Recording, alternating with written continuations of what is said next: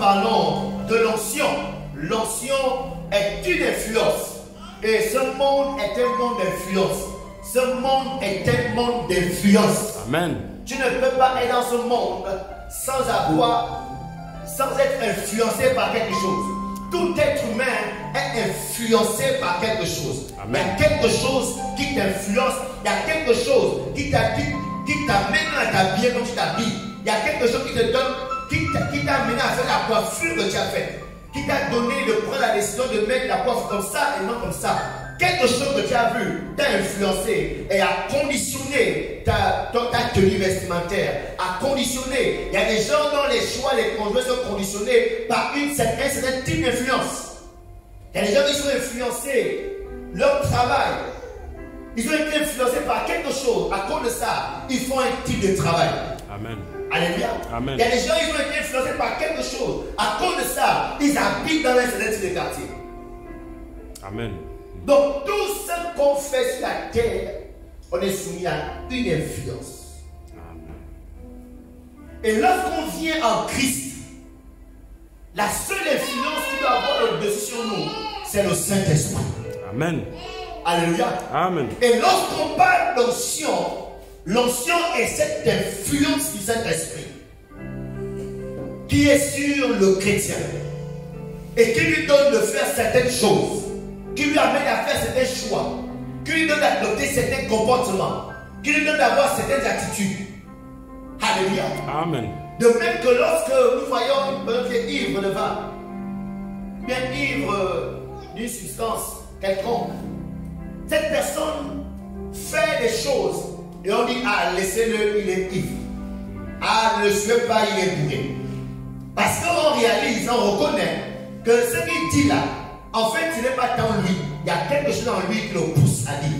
Amen. Il y a quelque chose en lui qui le pousse à faire. Amen. Donc, ne le suivez pas à cause de ça. Donc, en tant que chrétien, il y a quelque chose qui doit nous influencer. C'est-à-dire, toi-même, tu sais que ce que tu viens de faire là, ce n'est pas ta force. Amen. C'est une influence. C'est l'onction de Dieu sur ta vie. Amen. Et la Bible nous parle de Zorobabel, qui n'était pas prêtre, qui n'était pas prophète. Il était un homme ordinaire, une cohérent. Et Dieu avait pris la décision de le choisir pour bâtir, pour construire. Pour construire. Dieu, il n'a pas été choisi pour prêcher. Zorobabel, on l'a choisi pour prophétiser. On l'a pas choisi pour enseigner la parole. Zorobabel avait été choisi pour construire, pour être un maçon. Amen. Alléluia. Amen. On a besoin de lui pour construire un bâtiment. Et Dieu va dire à Zorobabel, pour construire ce bâtiment, tu as besoin d'une influence. Il y a quelque chose qui va venir en toi qui va t'amener à faire cette maison. Donc ça veut dire que même pour nos choses physiques, le Saint-Esprit est nécessaire. Amen.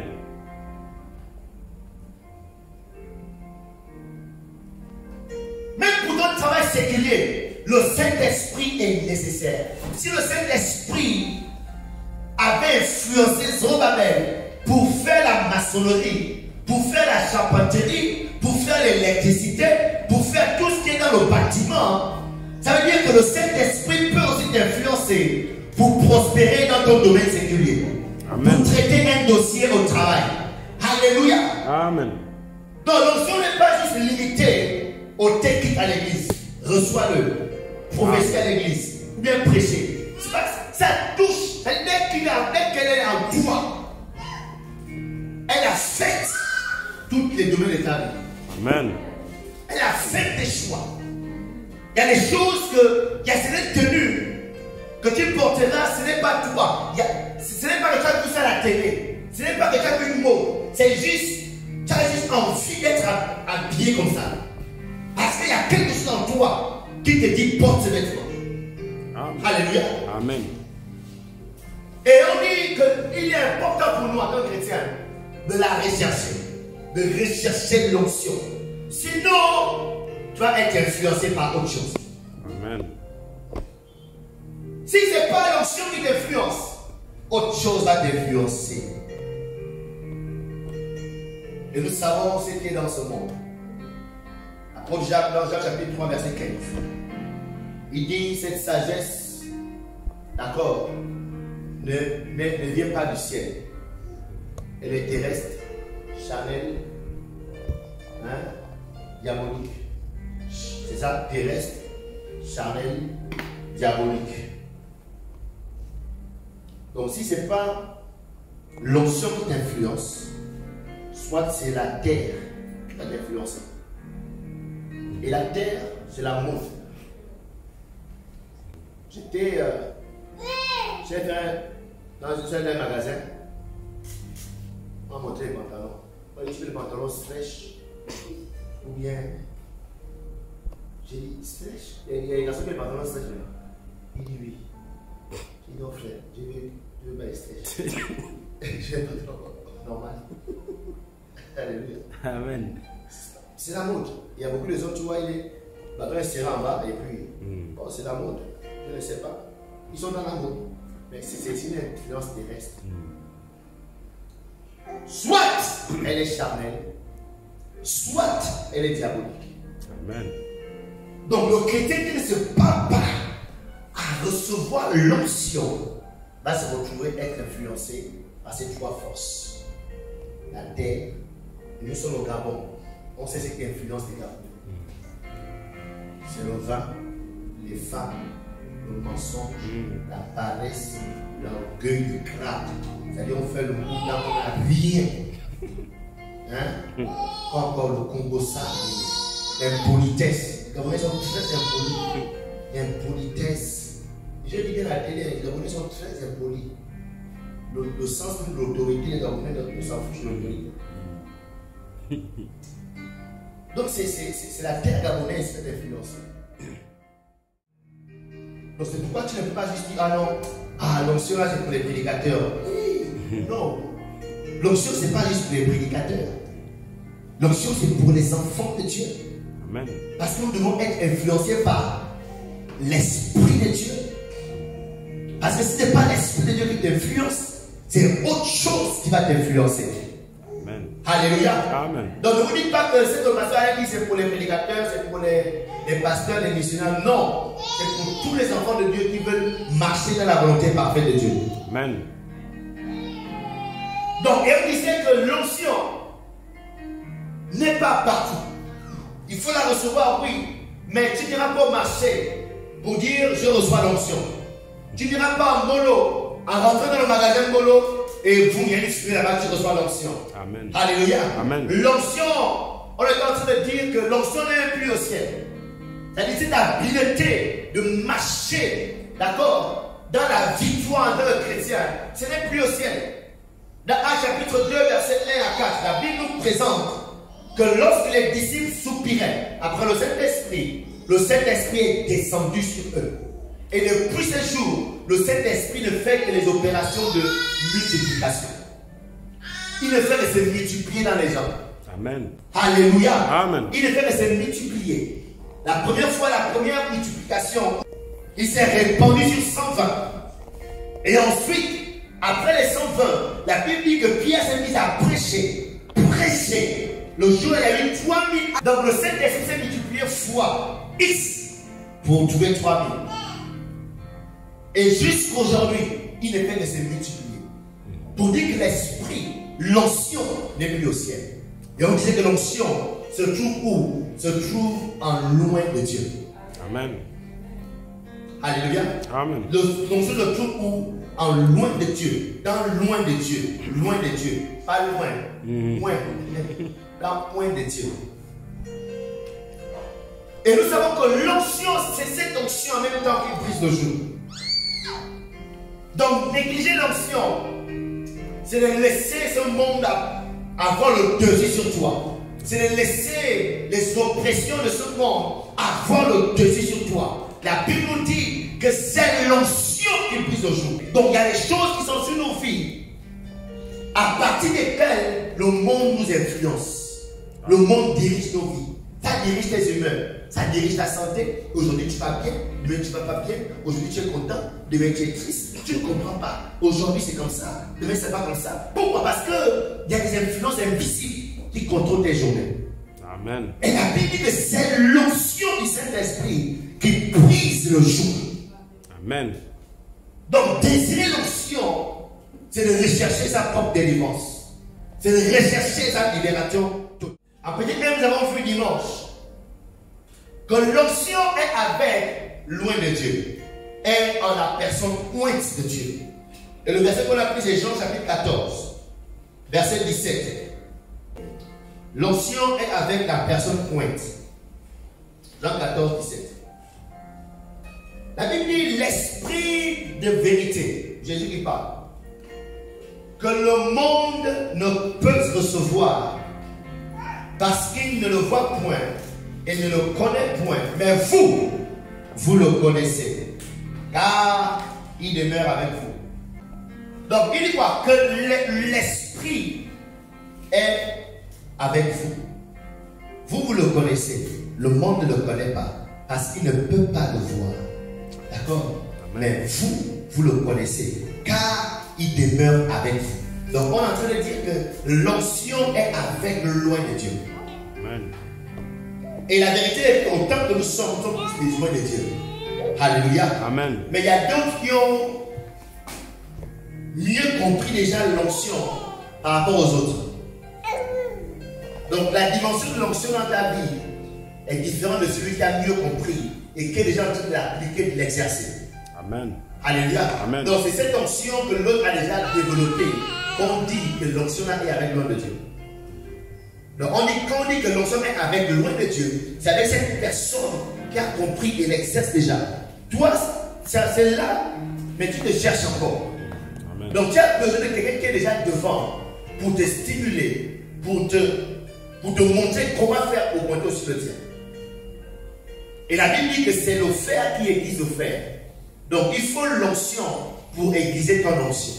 Amen. Alléluia. Amen. Donc c'est pourquoi d'où l'importance pour nous d'aller vers ceux qui sont loin, vers ceux qui font déjà des choses que nous n'arrivons pas à faire, vers ceux qui sont déjà arrivés où nous on aspire à arriver. Parce qu'eux ils ont déjà compris, ils manifestent déjà. Alors en nous rapprochant d'eux, leur onction va aiguiser le nôtre et le nôtre aussi va augmenter. Donc nous sommes en train de traiter la question de savoir où est l'onction. Où est l'onction? Où est l'onction? Premièrement, l'onction est avec loin de Dieu. Deuxièmement, l'onction est sur la personne pointe. L'onction est sûre. Sûre. C'est pourquoi dans le livre des Actes des Apôtres, la Bible dit que l'ombre de Pierre, lorsqu'il marchait, pouvait guérir les hommes. Alléluia. Amen. Yes. C'est pourquoi la femme à la perte de sang pouvait toucher le pan de la robe du Christ et être guérie. C'est pourquoi l'apôtre Paul pouvait prendre des mouchoirs et essuyer sa sueur et mettre ça sur les malades. Les malades étaient guéris. Pourquoi? Parce que l'onction se trouve sur loin de Dieu. Luc chapitre 4 verset 18. Jésus dit ceci: l'Esprit du Seigneur est sur moi, parce qu'il m'a oint pour annoncer une bonne nouvelle aux pauvres. Il m'a envoyé pour guérir ceux qui ont le cœur brisé.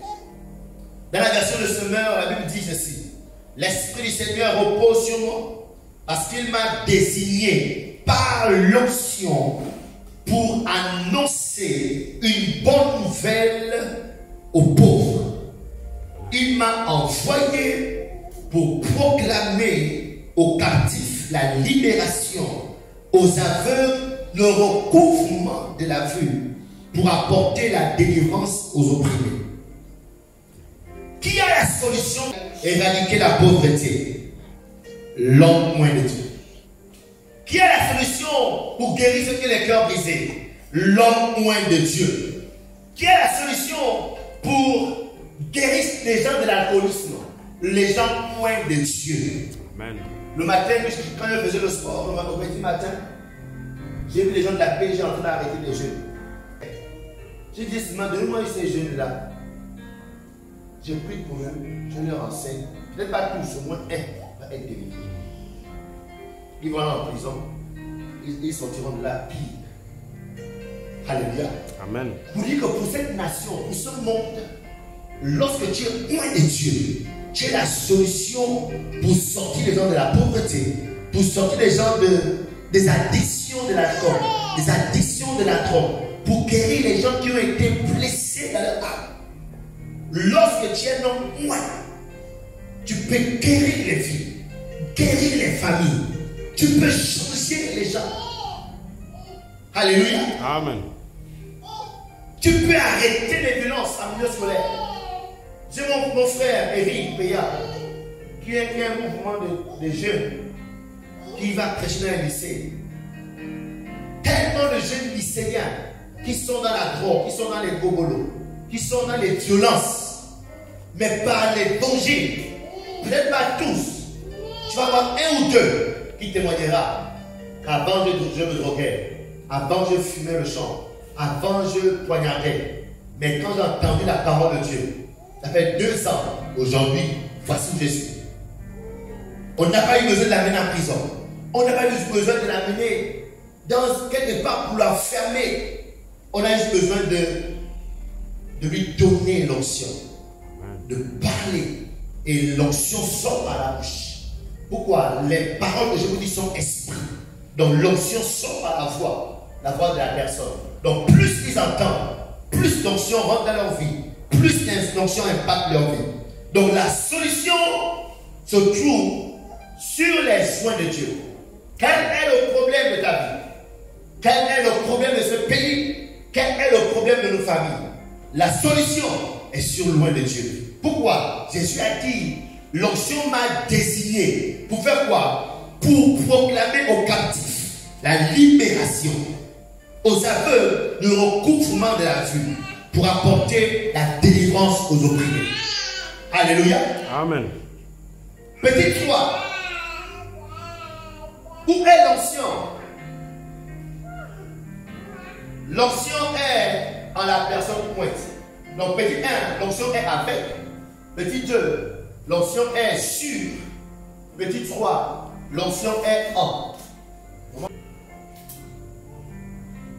1 Jean chapitre 2. 1 Jean chapitre 2 verset 27. L'onction est en la personne pointe. La Bible dit, pour vous, l'onction que vous avez reçue de lui demeure en vous. Alléluia. Amen. Écoute-moi, tu es loin et l'onction de Dieu est en toi. C'est pourquoi devant les situations de la vie, tu as juste besoin de le réaliser. Un de nos problèmes, nous les enfants de Dieu, c'est que nous manquons souvent de foi.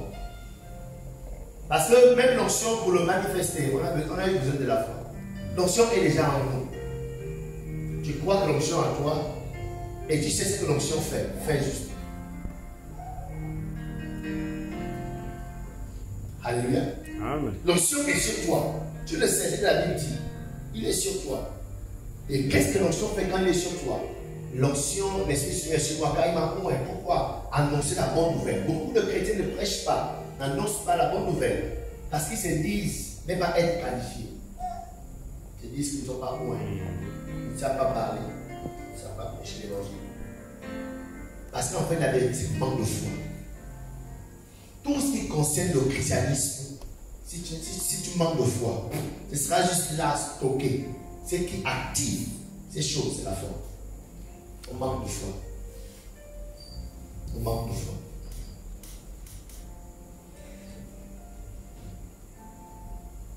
Donc la solution, du moins, l'onction est en la personne pointe. Il dit quoi? 1 Jean 2, 27. Et vous n'avez pas besoin qu'on vous enseigne, mais comme son onction vous enseigne toutes choses, et qu'elle est véritable, et qu'elle n'est point un mensonge, demeurez en lui, selon les enseignements qu'elle vous a donnés. Où est l'onction? L'onction est en la personne pointe. L'onction est avec loin. L'onction est sur loin de Dieu. Est-ce que vous voulez être loin? Voulez-vous être des chrétiens loin? Voulez-vous être des personnes pointes? J'ai 2 secrets à vous donner. Premier secret, priez, jeûnez, méditez la parole. Après ça, allez-y vers loin de Dieu. Alléluia. Amen. Je répète, 2 secrets, 2 clés pour déclencher l'onction dans votre vie. Jeûnez, priez, méditez la parole de Dieu. Après ça, allez-y vers loin de Dieu. Et vous verrez comment l'onction va se déclencher dans vos vies et fera de vous de nouvelles personnes. Tous les hommes de Dieu que je connais avec d'expérience, je ne connais aucun qui a connu une expérience personnelle de l'onction et de l'aide. Il y en a, je ne vais pas dire qu'il n'y en a pas, ok? Il y en a, mais ceux que moi je connais, tous, ils vont te dire qu'ils sont allés vers loin de Dieu. Et depuis la rencontre avec loin de Dieu, leur ministère a pris notre ampleur. Leur vie chrétienne a pris notre ampleur. Depuis qu'ils ont croisé loin de Dieu. Avant, ils étaient des chrétiens, ils faisaient des œuvres. Mais quand ils ont croisé loin de Dieu, ça les a mis à une autre dimension. Une autre dispensation. Comme si quelque chose de plus avait augmenté dans leur vie et dans leur ministère. Alléluia. Amen. Donc, lorsque tu veux vivre une vie chrétienne non ordinaire, tu dois appliquer ce principe. Recherche la personne loin de Dieu. Que le Saint-Esprit t'ouvre les yeux vers la personne loin. La personne dont l'onction correspond à ton appel, correspond à tes aspirations, correspond à ce que tu es appelé à être. Alléluia. Amen. Dès que tu as localisé la personne, va avec. Ça n'exclut pas que tu dois jeûner, tu dois prier, tu dois méditer la parole. Mais il est important d'aller vers. Un jour, j'étais en train de regarder l'homme de Dieu à la télé. Dieu m'a ouvert les yeux pour me dire non, va vers cet homme. Il sera pour toi une prise par laquelle tu vas te connecter pour être en contact avec le bishop. Va vers son homme. Mais pourtant, je n'ai pas pensé à ça. J'étais en train de zapper Facebook. Je me suis arrêté sur une de ces publications. J'ai suivi son truc de 30 secondes. 30 secondes à bam. Aujourd'hui, je suis en connexion. Si vous voulez faire des exploits dans votre vie chrétienne, si vous voulez joindre l'armée de l'Éternel, ce principe est inévitable. Vous devez aller vers un loin de Dieu. Amen. Alléluia. Amen. Vous devez aller vers un loin de Dieu. Si vous voulez être un instrument entre les mains de Dieu, votre vie de méditation ne suffit pas. Votre vie de jeûne et de prière ne suffit pas, je vous dis. Votre vie de jeûne et de prière, de méditation fera de vous des bons chrétiens qui prient bien, qui marchent dans la droitement, d'accord, qui sont réguliers. Mais l'exercice, le fait d'avoir de l'impact sur la vie des autres, le fait d'être utilisé, c'est-à-dire on te met à part pour être utilisé pour le monde, tu as besoin de ce principe. Tu as besoin d'aller vers le roi de Dieu. Alléluia. Amen. Et je vais vous présenter quelques hommes de Dieu qui ont expérimenté ce principe. Le premier que je vais présenter s'appelle Reinhard Bonnke. Reinhard Bonnke était un grand évangéliste. Il est décédé, je pense, l'année dernière. Il y a 2 ans, c'est plus trop. Un grand évangéliste au Nigeria. Il explique que quand il sortait de l'école biblique, il est près de 20 ans. Il est allé dans l'école biblique à Londres, c'est un Allemand. Il est parti à l'école biblique à Londres. Après sa formation, il a décidé de rentrer en bus. Il pouvait prendre le train. Mais comme il avait assez d'argent, il voulait un peu faire du tourisme. Donc traverser un peu Londres en bus. Donc il partait de bus en bus. Le bus le prend là, le dépose là, et nous le prend là, le dépose là. Mais il dit qu'à l'école biblique, il lisait beaucoup le livre d'un grand évangéliste anglais. Du moins, il n'est pas en Angleterre. Qui avait des croisades extraordinaires, des miracles. Et il dit cet homme-là l'a beaucoup influencé, l'a beaucoup inspiré. Mais c'était un homme qui avait pas dans les années 1920. Bon, du coup, c'était clair pour lui et pour lui, c'était la décennie. Donc, dès que le bus s'arrête à un endroit, dans une ville perdue, il décide de marcher un peu. Parce que le bus devait démarrer dans 2 heures. Donc, il décide de marcher pour s'étendre un peu, pour visiter un peu la ville. Et il voit une pancarte. sur cette pancarte, c'est écrit le nom de l'homme de Dieu en question. Et ça c'est quoi ça? Après il se rappelle, oh mais c'est lui. Il s'appelle George Jeffrey. Il se rapproche, il voit une maison, le portail, il cogne, il sort, bing bing. C'est une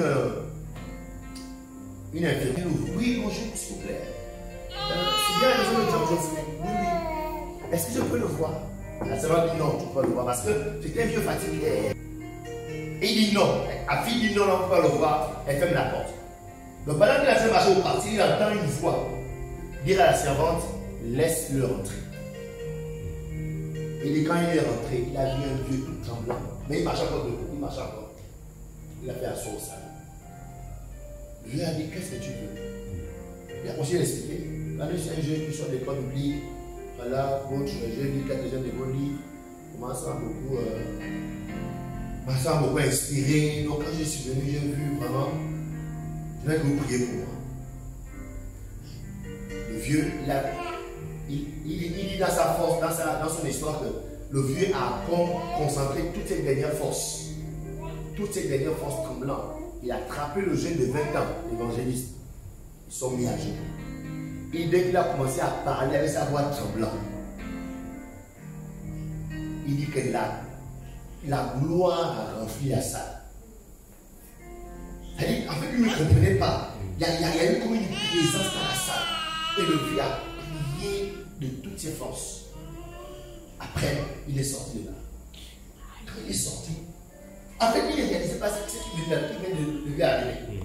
Que voici un homme qui a inspiré sa vie, qui l'a poussé à l'école biblique, qui l'a inspiré, et pour lui, il était mort depuis. Et Dieu l'a conduit. C'est pour non, laisser le Saint-Esprit conduire vers loin. Dieu l'a conduit directement vers la personne.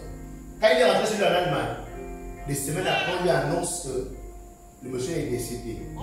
Et quand il vérifie, il est décédé le lendemain après qu'il ait prié pour lui. Et quand on voit le ministère de Renard Bonquet, l'impact qu'il a eu avec l'homme là, c'est la même chose. Alléluia. Amen. Donc il était appelé. Il avait l'option Renard Bonquet. Il sortait de l'école publique. Mais il lui fallait l'option qui était sur loin de Dieu. Alléluia. Amen. Par rapport à où Dieu l'appelait. Dieu l'appelait au Nigeria, en Afrique. Il fallait cette onction que Dieu avait mis dans le révolution sanitaire pour avoir l'impact qu'il a eu. Donc, deuxième personne qui raconte son histoire, Béni. Et je vous exhorte à chercher les généraux de Dieu. Nous prenons le temps. Alléluia. Vous connaissez ce que les gens ont fait avant nous dans la foi. C'est très important. Béni, il a très vieux. Mais c'est un grand évangéliste qui a inspiré beaucoup d'hommes de Dieu. Dans le monde, en Afrique, beaucoup d'hommes de Dieu ont été inspirés par Béni. Il a un ministère de miracles extraordinaires. Mais Béni vous raconte que lui, il était membre de l'église de Catherine Kuhlman. Et Catherine Kuhlman, pour la petite histoire, était une fille spirituelle de Aimé Semble Mafesson, la fondatrice de Foursquare. Donc pour dire que ça va de gens en gens. Il était dans un programme. Parce qu'il était chanteur dans la chorale de Catherine Kuhlman. Pendant que elle était en train de prier pour les gens, elle était en train de chanter, il a senti une puissance tomber sur lui. Boum, il s'est mis à pleurer comme jamais. Il était aussi dans la vingtaine. Mais 20 ans plus tard, tout ce que, quand vous voyez, donc, suivez un peu Catherine Kuhlman, allez sur YouTube, Catherine Kuhlman, suivez un peu ces vidéos et allez sur les livres. Vous verrez sur le même gestuel. C'est le même miracle, la même manifestation. Pourquoi? Loin de Dieu, du moins, l'onction était en loin de Dieu, est partie chez le frère. Amen. Amen. Et cette vérité, on la retrouve surtout par l'histoire d'Élie et d'Élisée. Dans 2 Rois, chapitre 2, verset 9. La Bible nous dit que Élie demandait à son fils Élisée ce qu'il voulait qu'il fasse pour lui. Parce que certainement, il avait remarqué que non, l'enfant là me sert beaucoup. Il est disponible. Quand j'ai besoin de lui, il est là. Quand j'ai besoin de lui, s'il est présent, j'ai envie de lui faire du bien. Je réalise qu'il m'aime beaucoup. J'ai envie de lui rendre. Et Élie va demander à Élisée, que veux-tu que je fasse pour toi? Que veux-tu que je fasse pour toi? Et Élisée va répondre dans 2 Rois, chapitre 2, verset 9. La Bible dit, une fois qu'ils eurent traversé, Élie dit à Élisée, dis-moi ce que tu veux que je fasse pour toi avant d'être enlevé loin de toi. Élisée répondit, qu'il y ait sur moi une double part de ton esprit. Wow. Verset 10. Élie dit, tu demandes quelque chose de difficile. Toutefois, c'est difficile, hein? Mais toutefois, si tu peux me voir pendant que je serai enlevé loin de toi, cela t'arrivera. Sinon, cela ne t'arrivera pas. Ça veut dire que c'est difficile, mais ça dépend de toi. Tu fais l'option, c'est difficile, mais ça dépend de toi. Ça dépend de ta capacité à me voir être élevé. Si tu me vois être élevé, ça t'arrivera. Sinon, si tu ne me vois pas être élevé, ça t'arrivera. Et dans cette histoire, il y a beaucoup de chrétiens qui ne sont jamais loin, malgré des années passées à l'église. Parce qu'ils n'ont jamais contribué à l'élévation des hommes de Dieu. Ils n'ont jamais travaillé à ce qu'un homme soit élevé. C'est comme si ça les dérange que l'homme de Dieu soit élevé. Et ils savent qu'ils ont le potentiel, par exemple. Ils savent qu'ils ont les dons. Ils savent que s'ils manifestent ce que Dieu a mis en eux, d'accord, l'église, par exemple, il y aura un mouvement, il y aura quelque chose. Mais ils se disent, ah, si ça fait, c'est l'homme de Dieu qui serait élevé. Donc, ils bloquent. Yes. Il y a d'autres même, au lieu de travailler, à voir l'homme de Dieu être élevé, mais ils travaillent au contraire à ce que l'homme de Dieu tombe. Pour dire, vous savez, vous avez vu, ce que l'homme de Dieu faisait là, c'est n'importe quoi. Ça dit qu'ils attendent que ça tombe. Ils attendent que les choses ne marchent pas. Pour dire, ah, vous avez vu, vous avez bien dit que le gars là, il racontait n'importe quoi. Élisée va dire à Élisée, si tu réussis à me voir être élevé, si tu peux me voir être élevé, si tu peux contribuer à mon élévation, si tu peux me voir être élevé, l'onction là viendra sur toi. Amen. Alléluia. Amen. Quand je vois un chrétien qui a une grande expérience dans l'église, 10 ans déjà, 15 ans, mais je ne vois pas le fruit de son christianisme. Ça fait beaucoup peur. Ça veut dire qu'il y a beaucoup de... Comment expliquer ça? Soit il y a des choses qui n'ont pas compris parce que, par exemple, à la maison, on a un autre nouveau qui vient ici à l'église. Elle me disait que dimanche, tu as parlé de l'onction qui est en main de Dieu. Elle dit, on n'a jamais enseigné ça comme ça. Elle n'a jamais été enseignée que loin. C'est-à-dire, parce qu'elle se rappelle que justement, elle se voit en train de manifester les mêmes choses que son pasteur manifestait. Mais elle se dit que c'était juste comme ça là, c'était elle-même. Mais parce qu'elle était constante avec le pasteur, elle le servait. Elle se voit en train de manifester les mêmes choses. Mais jamais on lui a expliqué que c'est un principe. Alléluia. Amen. Donc, si tu me vois être élevé, verset 9, verset 10, Élie dit, tu demandes quelque chose de difficile. Toutefois, si tu peux me voir pendant que je serai enlevé loin de toi, cela t'arrivera. Sinon, ça ne t'arrivera pas. Donc, si tu ne peux pas supporter à me voir être élevé, ça ne t'arrivera pas. Ça ne t'arrivera pas. Malgré mon amour que j'ai pour toi, Élisée, mais là, ça dépend de toi. Si tu veux ça, ça dépend de toi. C'est toi qui dois te positionner.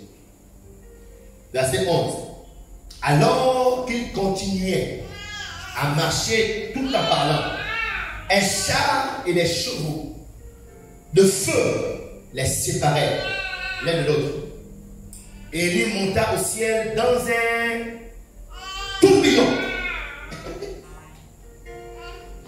Et il monta au ciel dans un tourbillon. Élisée regardait en criant, mon père, chars et cavalerie d'Israël. Puis il ne vit plus. Il prit alors ses habits et les déchira en deux. Le tourbillon, il était dans le désert. Voici un tourbillon qui arrive.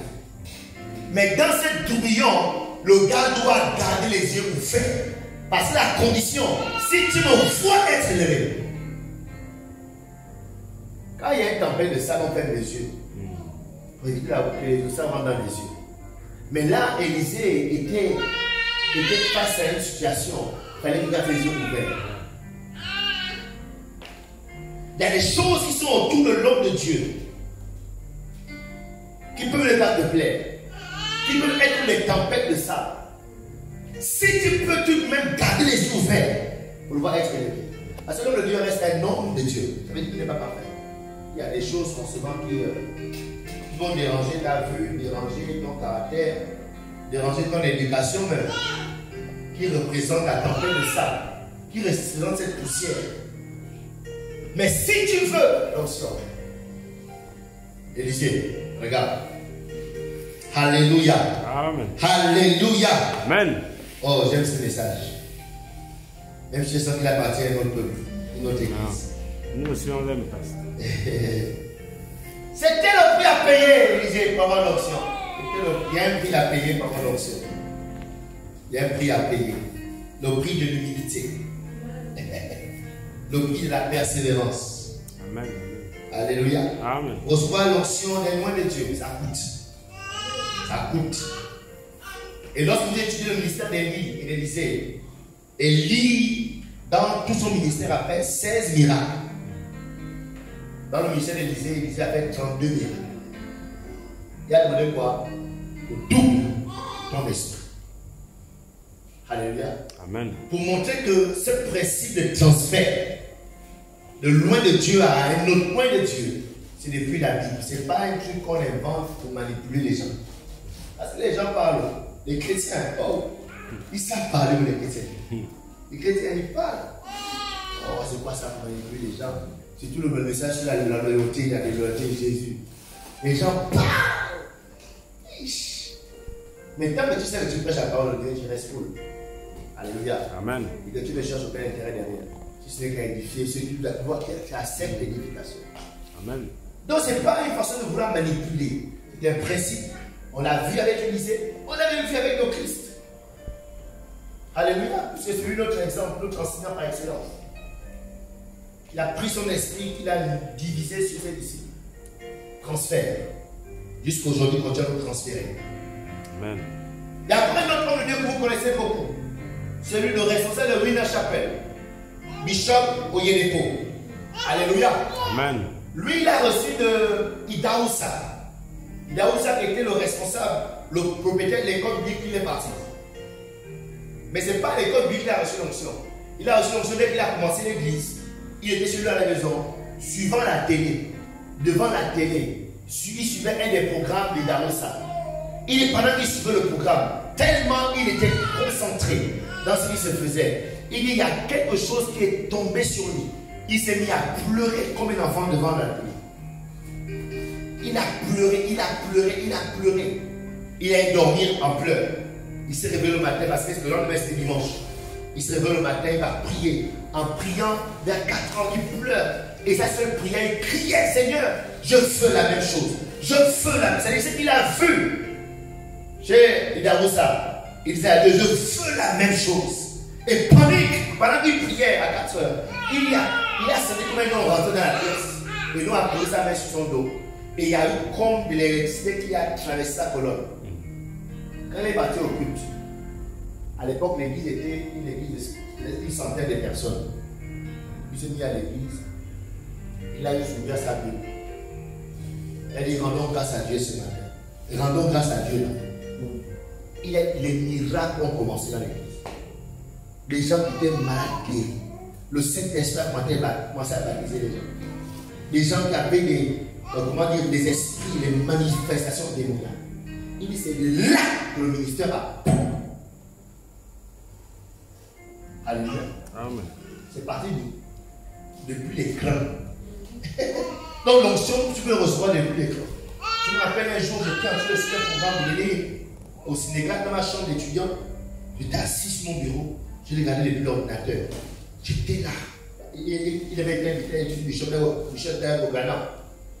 Pendant qu'il était en train de prêcher, j'ai même pied commencé à tomber au sol. Je commençais à pleurer, prier, pleurer.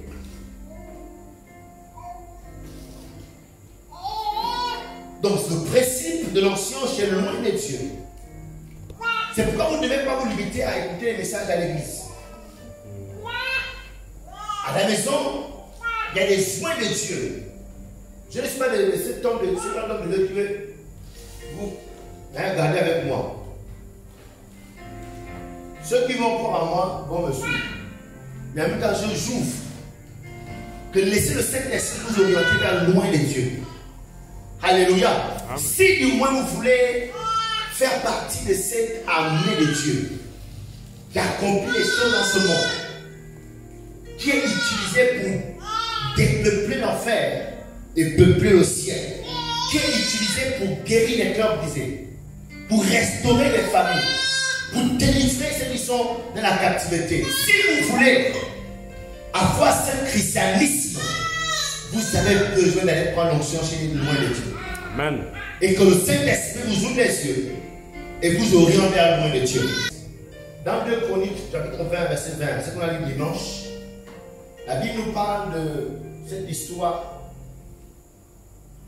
de Josaphat qui est parti en guerre. Il va dire au peuple, écoutez, croyez en Dieu et vous allez réussir. Dans la version de Semeur, il dit, faites confiance en l'Éternel, votre Dieu, et vous serez invulnérable. Donc, si tu fais confiance en Dieu, prie Dieu, jeûne, tu seras un chrétien affermi, invulnérable par les situations de la vie. Mais, faites confiance en ces prophètes et vous aurez la victoire. Ça veut dire que tu peux avoir une vie chrétienne pieuse, mais non victorieuse. Alléluia. Amen. Tu n'as pas de victoire. Et pourtant, tu es dans la piété, dans la sanctification, tu honores Dieu, mais tu n'as pas la victoire face aux défis de la vie. Mais il dit, croyez en ses envoyés. Là, vous aurez la victoire. Donc, ce verset nous montre l'importance de croire aux oins de Dieu. De croire aux oins. Je ne sais pas pourquoi Dieu a relié notre prospérité aux oins de Dieu. Crois à l'oint de Dieu et tu vas prospérer. Je ne sais pas pourquoi. Je ne sais pas pourquoi. Je ne sais pas pourquoi. Crois en Dieu et tu seras affermi. Crois en Dieu, tu ne seras pas vulnérable. Crois en Dieu, tu seras fixe, tu seras stable. Mais pour posséder tes possessions, pour entrer où tu dois entrer, il te faut croire en ses oins. Amen. Alléluia. Amen. Ne soyons pas de ces chrétiens trop suffisants. Ces chrétiens qui se suffisent à eux-mêmes. Ces chrétiens qui ne veulent rien entendre, qui ne veulent pas être enseignés. Qui pour eux, ils connaissent tout, on ne peut plus rien leur apporter. Ne soyons pas de ceux-là. Soyons humbles. Lorsque nous voyons Dieu utiliser quelqu'un et que nous apprécions ce que Dieu fait dans la vie de l'autre, n'hésitons pas à aller vers la personne. Alléluia. Amen. Allons vers la personne. Demandons-lui, tu fais comment? Prie pour moi, mon frère. Amen. Soyons humbles, faisons-le. Ne restons dans nos coins et puis voilà, j'ai mon onction. Voilà, en tout cas, soyons humbles. Amen. Acceptons, reconnaissons. C'est pourquoi moi je n'hésite pas à inviter les gens de l'église. Je reconnais le don de Dieu dans leur vie. Je vais bien parler au peuple. Je vais bien nous bénir. Parce qu'ils sont quelque chose que je n'aime pas. Ils sont déjà arrivés où ils sont encore arrivés. Donc j'ai besoin de les écouter. À partir de là, quelque chose va sauter dans ma tête. Et ça va amener à aller à une autre dimension. Alléluia. Je n'hésite pas à aller à une conférence. Un jour, je vais à une conférence, je pars. Que je pars mes membres, je donne le franc, je fais les semences. Pourquoi? Parce que l'affaire de l'onction là, ce n'est pas une affaire de Dieu costaud. C'est une affaire que c'est Dieu qui donne et Dieu passe par qui il veut pour donner. Amen. Dieu me passe même par le plus petit que toi, par le moins riche que toi, par le moins antique que toi. Si c'est pas lui, accepte. Et va diminuer, rabaisse-toi, reçois, apprends de l'autre. Alléluia. Amen. Est-ce que tu peux acclamer Dieu? Alléluia. Donc comprenons que l'onction, soyons remplis du Saint-Esprit. C'est l'appel à recevoir l'onction. Soyons remplis du Saint-Esprit est un appel à recevoir l'onction. Et l'onction se trouve dans les oins de Dieu. L'onction se trouve avec les oins de Dieu. L'onction se trouve sur les oins de Dieu. Nous devons, en plus de nos prières, en plus de nos jeûnes, en plus de notre connaissance de la parole de Dieu, si nous voulons servir Dieu à une autre dimension, nous devons localiser loin de Dieu et aller vers loin de Dieu, faire ce qu'il a fait. Si c'est le servir, si c'est à partir du service que tu vas recevoir l'onction, sers loin de Dieu. Si c'est à partir d'une semence, fais la semence. Si c'est à partir de quelque chose, pose l'action qu'il faut. Mais pour ce qui est d'Élisée, on a dit à Élisée, si tu me vois monter, si tu me vois être élevé, c'est seulement là que tu recevras ce que tu demandes. Que Dieu nous accorde cette grâce. Que Dieu nous donne des cœurs humbles. Que Dieu nous donne de comprendre que ici il est question que Jésus soit glorifié. Que à la fin, c'est Jésus qui sera glorifié. À la fin, c'est la maison de Dieu qui sera bâtie. À la fin, c'est l'église qui sera bâtie. À la fin, c'est le diable qui va échouer. À la fin, ce sont les âmes qui vont être sauvées. Personne ne recevra la gloire. Personne ne recevra l'honneur si ce n'est l'Éternel des armées. Alors ne bloquons pas ce que Dieu veut faire au travers de chacun de nous. N'empêchons pas Dieu de faire ce qu'il doit faire au travers de chacun de nous, les amis. Laissons-nous d'avoir des cœurs humbles. Acceptons d'aller vers ceux qui ont ce dont on a besoin au nom puissant de Jésus. Est-ce que tu peux te mettre debout et implorer la grâce de Dieu? Que Dieu nous aide en tant que chrétiens. Nous voulons le servir à une autre dimension. Nous voulons devenir des serviteurs de Dieu. Nous voulons être des servants de Dieu. Nous voulons être des instruments entre les mains de Dieu. Nous refusons une vie chrétienne ordinaire.